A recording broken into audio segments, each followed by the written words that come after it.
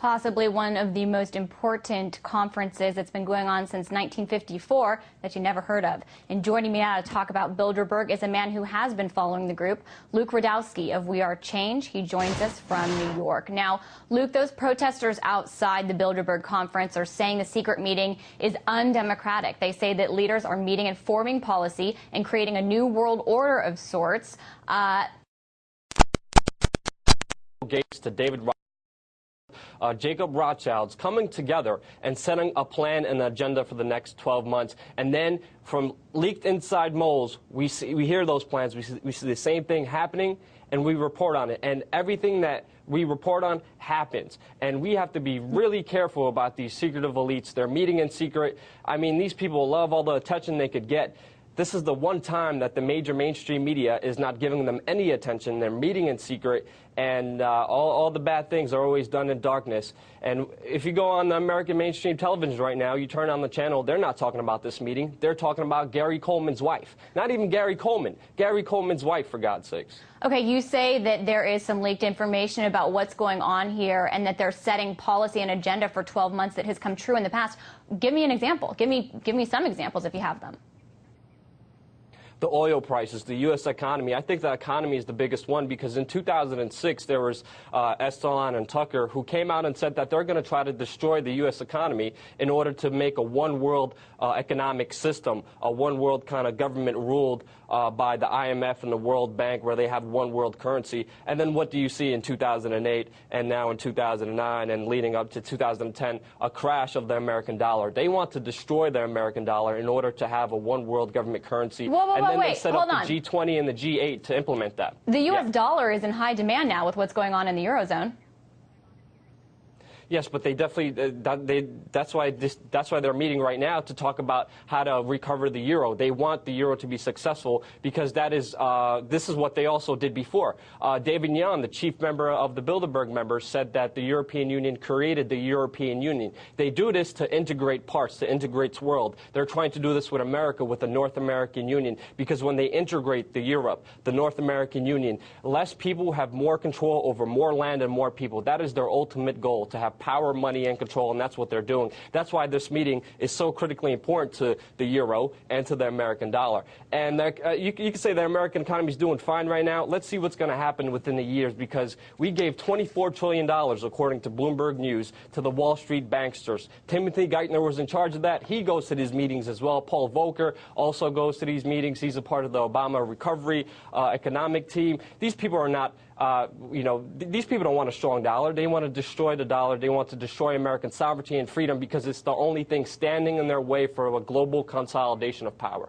All right. Now, Luke, there are critics that say this is a lot of hullabaloo over nothing, that there are 15 to 20 other similar groups that meet just like this, that there are plenty of closed-door meetings that the press is not invited to between leaders and finance and politics. What do you say to them? There's smaller groups like the Trilateral Commission, which our organization, We Are Change, infiltrated and actually found out that they're going to be trying to get into Iran. And there's the Council on Foreign Relations. They're less secret. The most secretive, the most elite is right now the Bilderberg Group. They're the ones in charge. They have a steering committee on top, and they're the ones who are deciding policy. And we see that from what the moles inside predict, and we see what's happening. So all you have to do is look at what's going on. Look what these people are doing. They don't want you to know of them. The only thing that could stop them is people waking up to their crimes, and we cannot allow these psychotic elites to rule our lives. And we have to stand up to what's really right and expose them for what they are. Luke, I'm curious if leaders such as the Prime Minister of Greece, I've heard he has been at these, lots of economic leaders, Larry Summers, Ben Bernanke, others have been mentioned. Wouldn't they have predicted Greece's sovereign debt crisis and the sovereign debt crisis we're seeing in Europe now? Now, I don't know about the particular details about the European Union collapse, but it's happening because of Goldman Sachs. Goldman Sachs went in there and gave them false loans and made them into the union. They rushed it. They made a big mistake into rushing all these other countries. They're overstepping their boundaries, and they're making a big mistake by rushing the integration. And they know over the years in history, people tried to take over the world, and their major mistake was doing it too quickly. They're trying to assimilate us into the one world government that they want. And they did not expect the European Union, the euro, to go down as it's going right now.